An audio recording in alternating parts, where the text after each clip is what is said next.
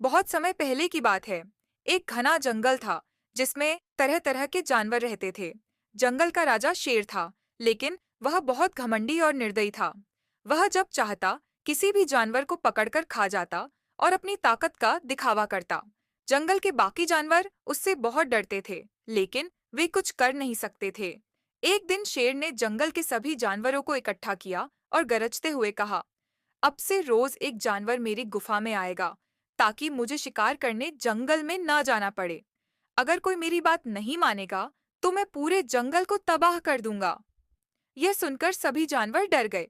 वे जानते थे कि शेर बहुत शक्तिशाली है और उसकी बात नहीं मानने पर उनकी जान को खतरा हो सकता है। आखिरकार डर के मारे जानवरों ने इस नियम को मान लिया। हर दिन एक एक करके कोई ना कोई जानवर शेर की गुफा में जाने लगा। कुछ दिनों बाद बारी आई एक बूढ़े खरगोश की। वह कमजोर और छोटा था, लेकिन बहुत चतुर भी था। वह नहीं चाहता था कि जंगल के जानवर हमेशा डर में जिए। उसने शेर से बचने और जंगल को भयमुक्त करने की योजना बनाई। उस दिन खरगोश जानबूझकर देर से शेर की गुफा की ओर चला। जब वह वहां पहुंचा, तो शेर गुस्से से गरजते हुए बोला, इतनी देर क्यों लगाई? मैं भूख से तड़प रहा हूं। खरगोश डरने के बजाय शांति से बोला, महाराज, मैं समय पर आ रहा था, लेकिन रास्ते में मुझे एक और शेर मिला। उसने मुझे रोक लिया और कहा कि वह ही इस जंगल का असली राजा है। शेर यह सुनकर आग बबूला हो गया। उसने दहाड़ते हुए कहा, कौन है वह दुस्साहसी? इस जंगल में मुझसे बड़ा कोई राजा नहीं हो सकता। चलो, मुझे दिखाओ। चतुर खरगोश शेर को जंगल के बीच स्थित एक गहरे कुएं तक ले गया। उसने कुएं की ओर इशारा करके कहा, महाराज, वह शेर यहीं रहता है। जब मैंने कहा कि मैं आपके पास जा रहा हूं, तो उसने मुझे पकड़ना चाहा। मैंने किसी तरह अपनी जान बचाई और आप तक पहुंचा। शेर ने कुएं में झांक कर देखा।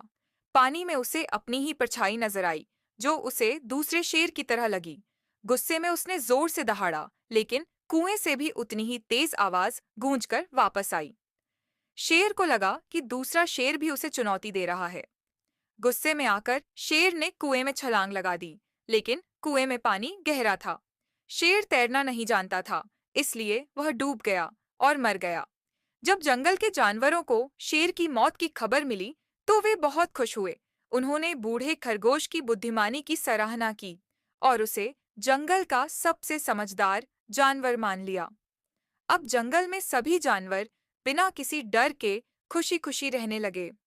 इस कहानी से हमें यह सीख मिलती है कि बुद्धि बल से बड़ी होती है, और अगर हम धैर्य और चतुराई से काम लें, तो बड़े से बड़े संकट को भी टाला जा सकता है।